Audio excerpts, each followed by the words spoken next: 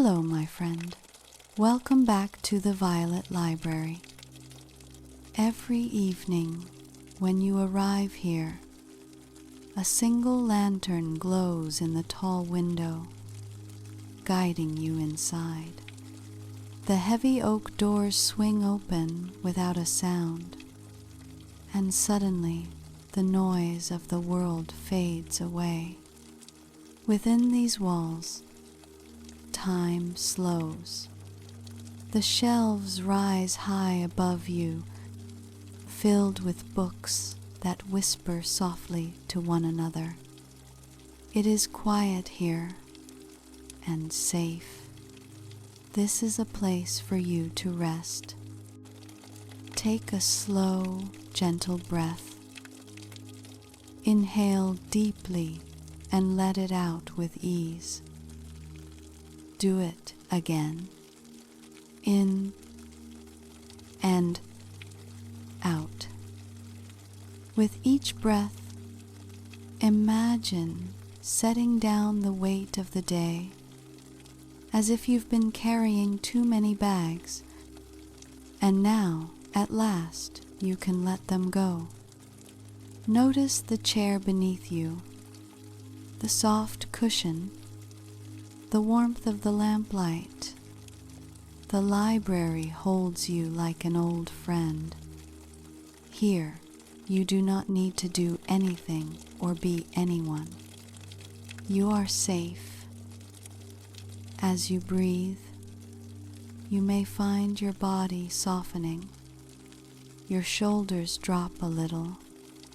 Your jaw loosens. Even your hands, which have worked so hard today, begin to relax. Thoughts may still come, but they don't need to stay. You can let them float away, like leaves drifting down a quiet stream. The Violet Library waits for you patiently, inviting you deeper into stillness. There is no rush, no expectation, just peace. Allow yourself to feel gratitude for this moment, for the simple gift of being alive, for the shelter of your room, for the chance to rest.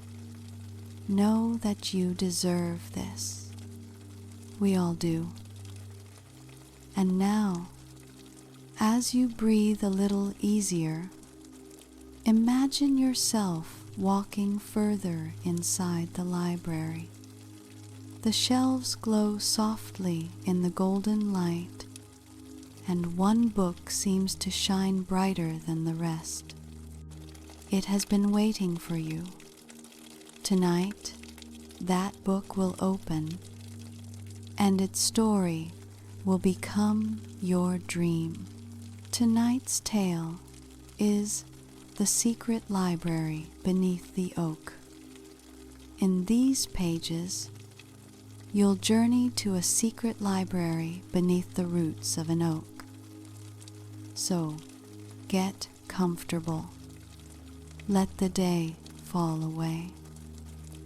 The Violet Library is ready to share its story with you now. The village of Willowbrook existed in a gentle fold of the countryside, a place where time seemed to move with the languid grace of a honeybee drifting from blossom to blossom. It was a tapestry of soft green meadows, quiet cobbled lanes, and cottages with thatched roofs that sloped low like sleepy eyelids. At the very heart of the village, presiding over the central green with the benevolent air of a wise old monarch, stood the great oak. Its trunk was so wide that 3 adults linking hands could not have encircled it, and its gnarled branches reached out over the grass, casting a dappled, shifting mosaic of light and shadow throughout the day. To the villagers, the oak was a constant, a silent witness to generations of laughter, love, and quiet sorrow. Children played tag around its mighty base. Couples carved their initials into its softer, younger shoots, and the elderly would often sit on the wrought iron bench nestled amongst its roots, simply listening to the soft rustle of its countless leaves, a sound like a gentle, endless sigh. It was a sound that had always soothed Elara, a young woman who felt the weight of the world a little more keenly than most, and who often found herself drawn to the oak's tranquil presence, especially on evenings when the world felt too loud and too bright. Elara was the village librarian, a role that suited her thoughtful and introspective nature perfectly. Her days were spent in the hushed, sun-drenched room above the baker's shop, a place that smelled perpetually of old paper, lemon polish, and the faint, sweet hint of rising dough from below. She found profound comfort in the orderly rows of books, each one a gateway to another world, another life. Yet, for all the stories she curated, she often felt a quiet longing for a story of her own, for a sense of magic that was more tangible than the ink on a page. This longing was particularly acute on this balmy summer evening as she made her way across the green, the setting sun painting the sky in strokes of lavender and apricot. A strange compulsion had drawn her to the oak, not to sit on the familiar bench, but to walk right up to its immense, weathered trunk and lay a hand upon its rough bark, as if seeking to draw some of its ancient strength into her own weary soul. As her fingers traced the deep grooves and ridges, she felt not just the familiar roughness, but a faint, almost imperceptible hum, a vibration that seemed to resonate deep within the tree and deep within her own bones. It was then that she noticed it, a peculiar knot in the wood, situated low on the trunk, almost hidden by a curtain of feathery moss. Unlike the other knots, which were random formations of nature, this one was a perfect circle, and at its center was a small, star-shaped depression. The sight stirred a half-forgotten memory, a fragment of a bedtime story her grandmother had told her long ago, about a library that held not books, but dreams hidden away from the world to keep them safe. It was a tale she had always dismissed as a whimsical fantasy, a charming piece of folklore. But now, standing before this perfect, star-carved knot, the story came rushing back with the clarity of a bell chime. Her heart began to beat a little faster, a soft rhythm of anticipation in the quiet evening air. Without fully understanding why, she reached into the pocket of her dress and pulled out a small, smooth stone she had found on the riverbank that very afternoon. A stone that, she now realized with a jolt, was naturally worn into a near-perfect, five-pointed star shape. Holding her breath, her fingers trembling slightly, she pressed the starstone into the star-shaped hollow. For a moment, nothing happened. Then, with a deep, resonant groan that sounded less like wood and more like the turning of a great stone wheel, a section of the roots at the base of the oak shifted and slid silently inwards, revealing a dark, earthy passageway descending into the ground. The opening in the earth was just wide enough for a single person to pass through, and from it emanated a breath of air that was astonishingly cool and carried the most extraordinary scent. It was the smell of rain on dry earth, of aged parchment, of pressed flowers, and something else, something elusive and magical, like the memory of a pleasant dream upon waking. The steps that descended into the gloom were not of packed dirt or crude stone, but appeared to be formed from the oak's own roots, woven together with such artistry and care that they formed a smooth, spiraling staircase. Each step was edged with a soft, golden luminescence that seemed to emanate from the wood itself, providing just enough light to see by without hurting the eyes, a light that felt alive and welcoming. Elara stood at the threshold, her mind caught between the rational part that urged caution and the yearning, imaginative part that sang with a joy she hadn't felt since childhood. The hum she had felt in the trunk was stronger here, a low, melodic thrum that vibrated through the soles of her shoes, a sound that felt less like a noise and more like a feeling, a palpable sense of ancient and gentle magic waiting to be rediscovered. Taking a final, steadying breath of the warm evening air, Elara chose wonder over worry and stepped onto the first root step. It felt firm and solid beneath her weight, yet it pulsed with a gentle, warm energy. As she began her descent, the world above faded away.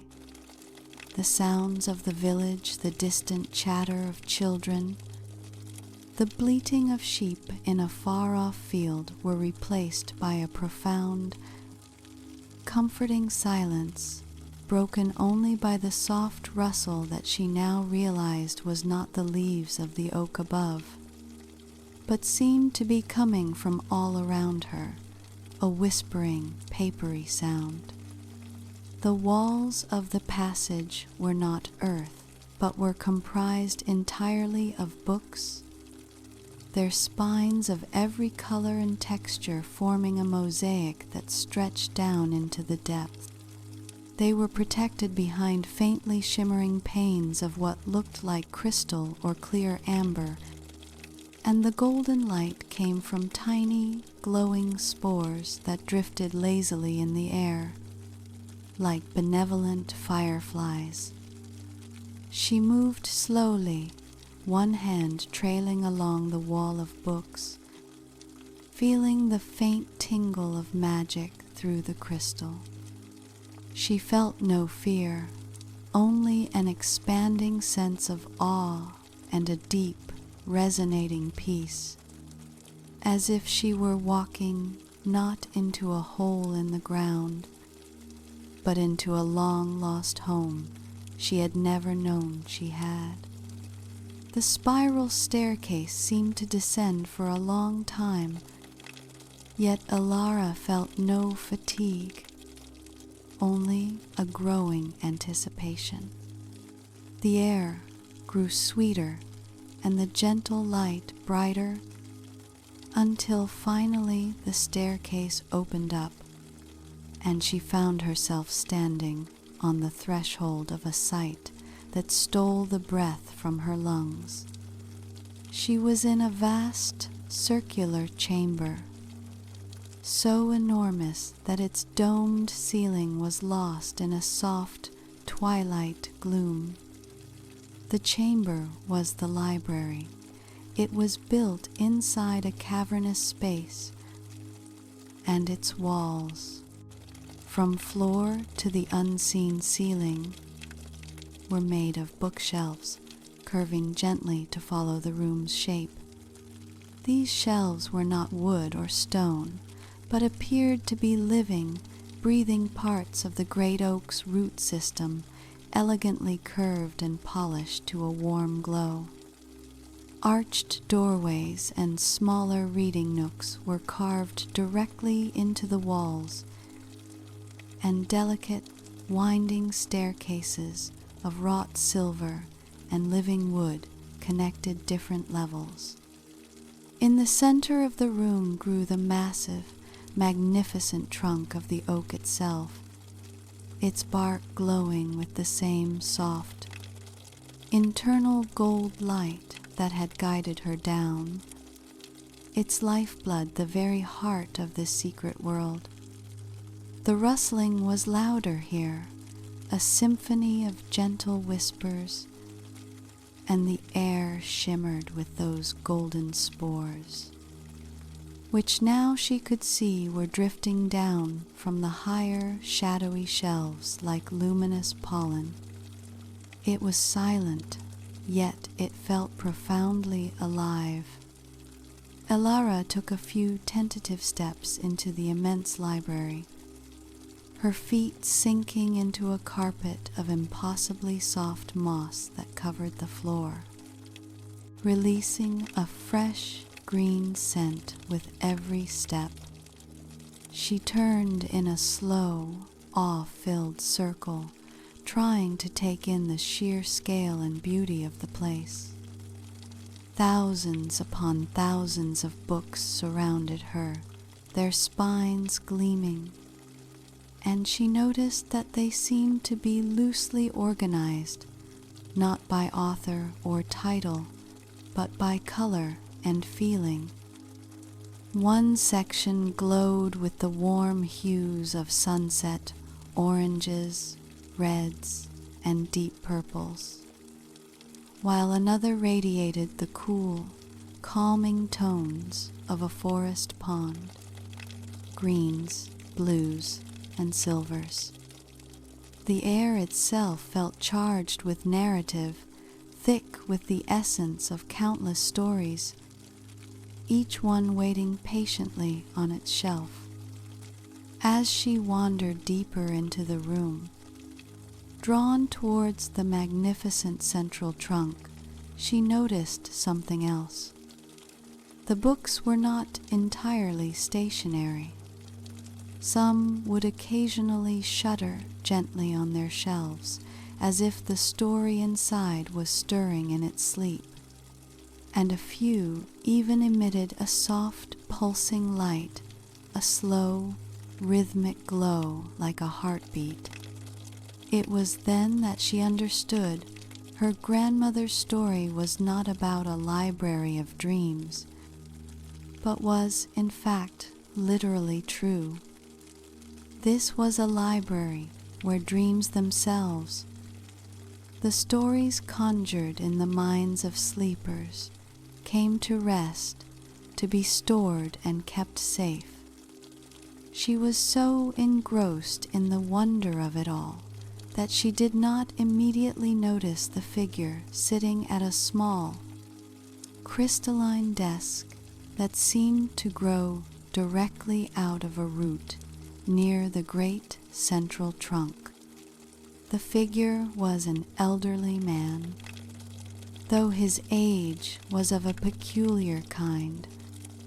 He seemed both ancient and ageless, with a long, silvery beard and eyes the color of a twilight sky, deep and knowing.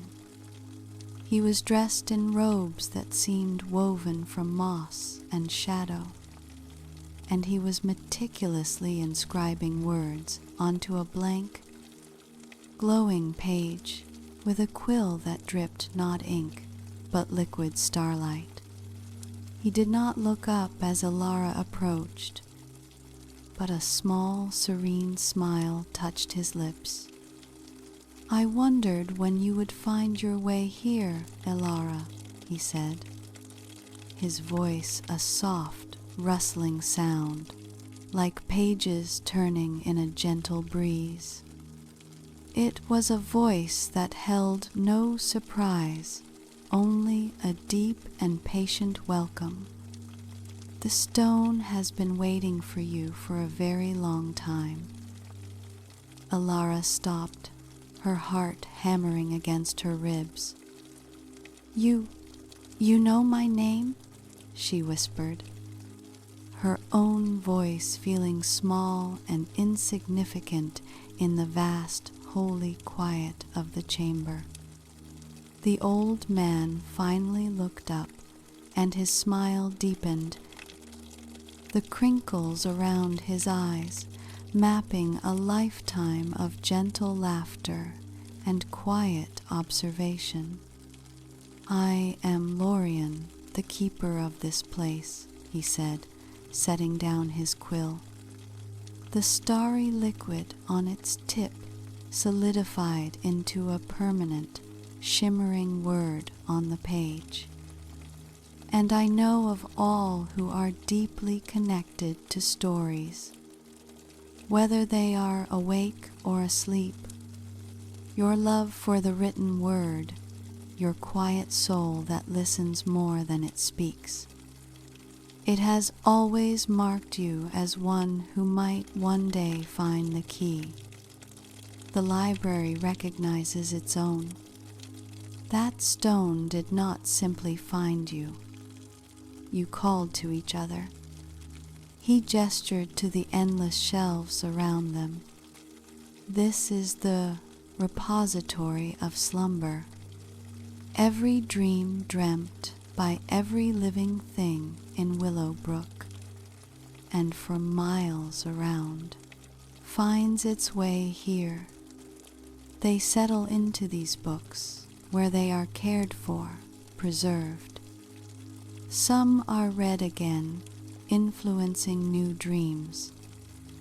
Others simply rest, their energy feeding the great oak, which in turn shelters the village, a perfect, silent symbiosis." He looked at her, his gaze kind and inclusive. "And it seems, my dear, that we have been waiting for a new librarian." Lorien rose from his crystalline desk and motioned for Elara to follow him. As they walked, the mossy floor seemed to cushion their footsteps, absorbing all sound into its soft embrace. He led her to a section where the books glowed with a soft, buttery yellow light, their spines feeling warm to the touch even through the protective crystal. "These are the dreams of children," Lorien explained, his voice a soothing murmur that blended perfectly with the library's ambient whisper. Full of wild invention, boundless optimism, and delightful nonsense. They are the most energetic of the collection, often fidgeting on their shelves with the impatience of youth. As if on cue, a small book bound in what looked like blue velvet with silver swirls gave a particularly vigorous wriggle. Lorien chuckled, a sound like distant wind chimes, and gently tapped the crystal pane. The book settled immediately, its light pulsing in a contented rhythm. "They just need a little acknowledgement sometimes," he said. "A knowing touch to let them know they are seen and valued. They power the spring growth of the oak you see, their vibrant energy urging the buds to unfurl and the leaves to reach for the Sunday. They moved on to another aisle, this one cooler and shaded in hues of deep blue and soft gray.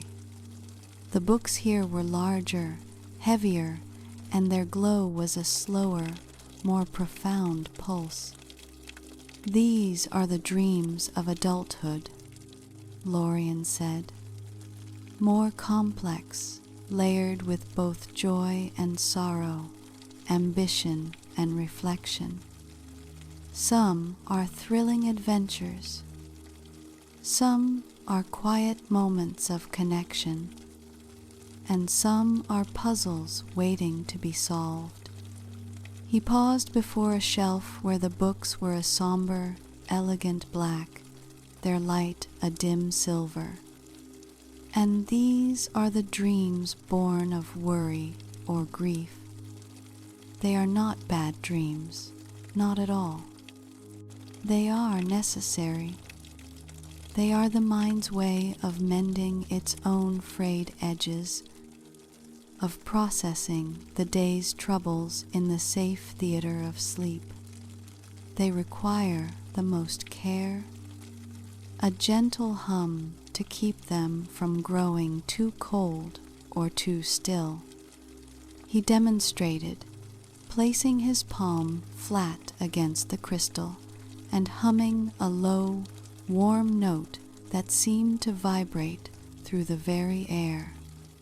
The dim silver light of the books brightened perceptibly, warming to a soft gold before settling back to its serene silver pulse. Finally, he brought her to a special alcove near the base of the great trunk. Here, the books were not behind crystal, but rested on open shelves of living wood that seemed to cradle them. They were ancient, their bindings made of materials Elara could not identify. Moth wing, woven moonlight, petrified rose petals. Their light was a constant, steady white glow. "These are the foundational dreams," Lorien said, his voice filled with a reverence that made Elara's throat tighten. "The oldest stories in our collection, the first dreams dreamt under the oak's shelter. They are the bedrock of this place, the anchor. They are why the village of Willowbrook has always been a place of particular peace and resilience. Their energy is deep and slow, like the turning of the earth itself." He turned to her, his twilight eyes holding hers. "A librarian does not just shelve books, Elara. She tends to them. She listens to their whispered needs. She ensures the balance is maintained, that the energy flow between the dreams and the oak remains constant and pure. It is a duty of quiet devotion, a lifelong conversation with the sleeping soul of the world."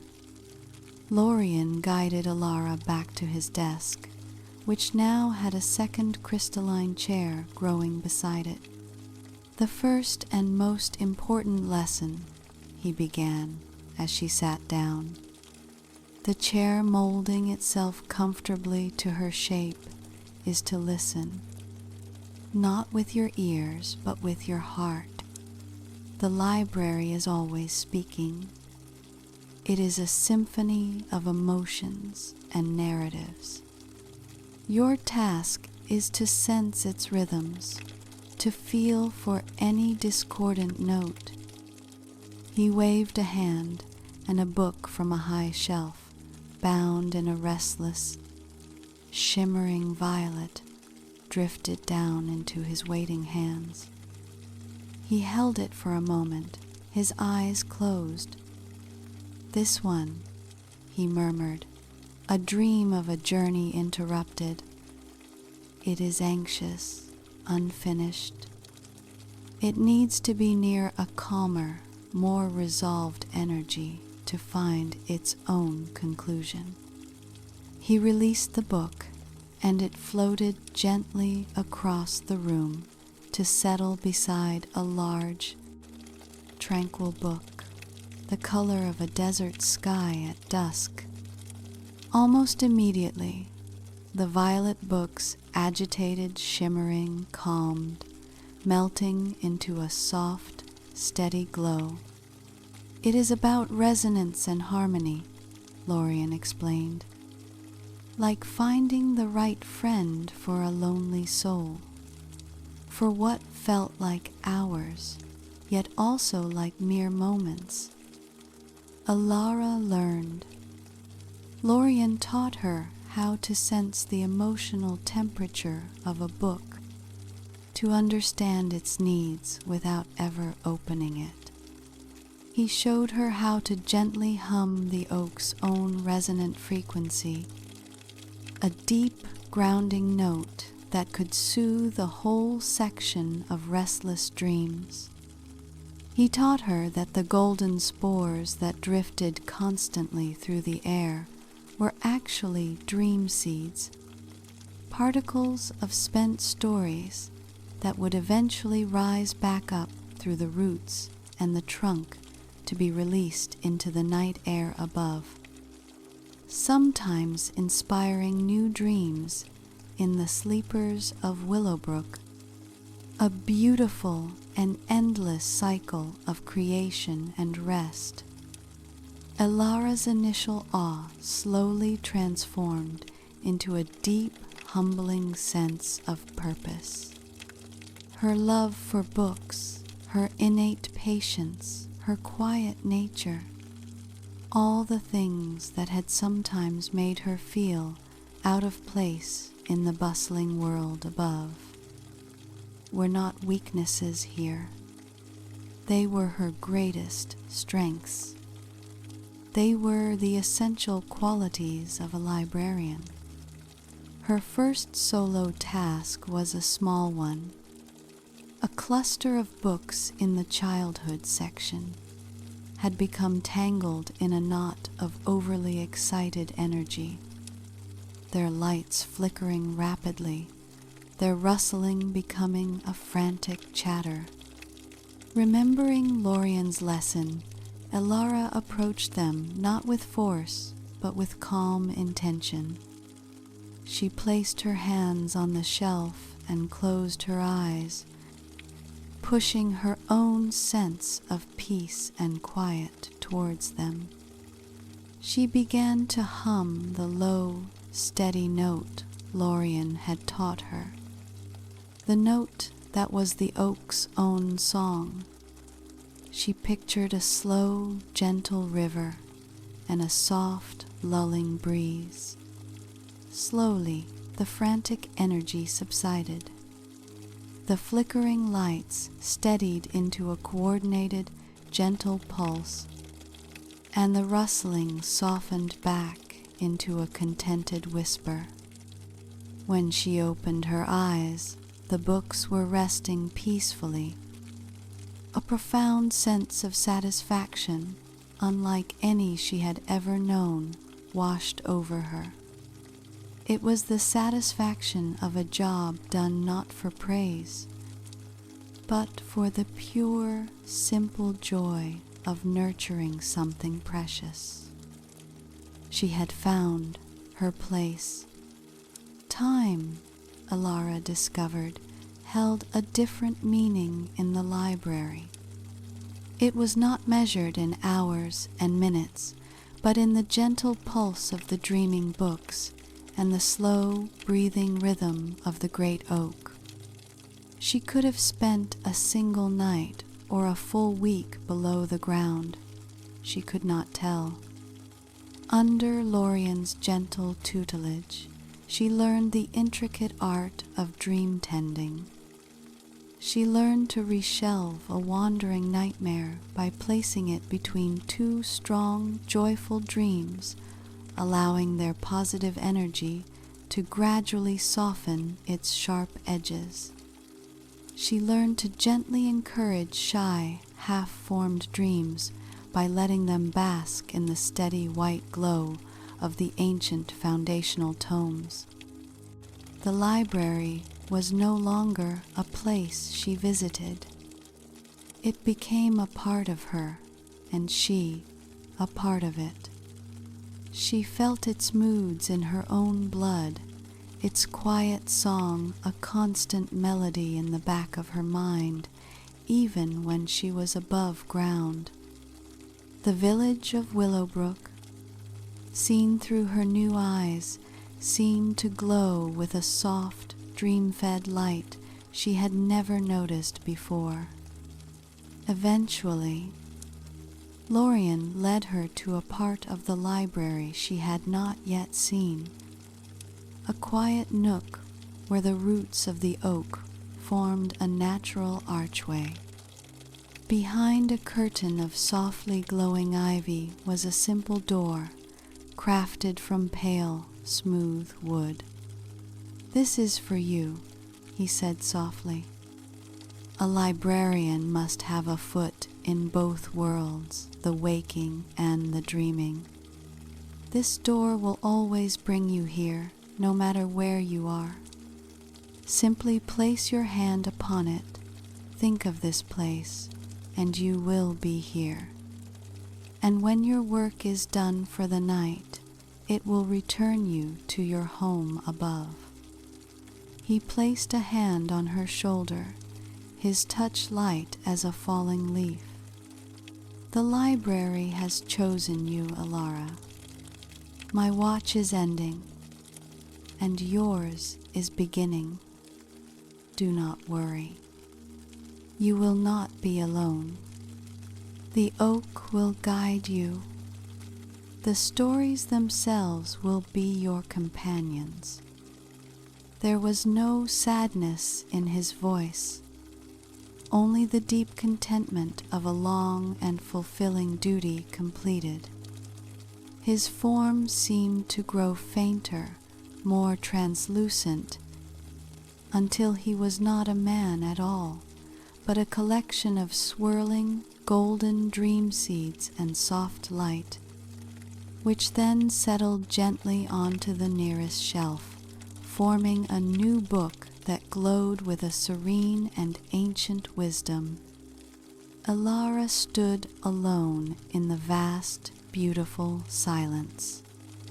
She felt a moment of pure, breathtaking panic at the thought of such immense responsibility, but it was quickly washed away by a wave of profound calm that seemed to emanate from the very shelves around her. She was not alone. She could feel the presence of countless gentle dreams, the enduring strength of the oak, and the quiet, watchful love of all the librarians who had come before her. She walked to the new book that was Lorien and placed a grateful hand upon its cover, feeling its warm, steady pulse. Then, knowing her first night's work was complete, she turned towards the pale wooden door.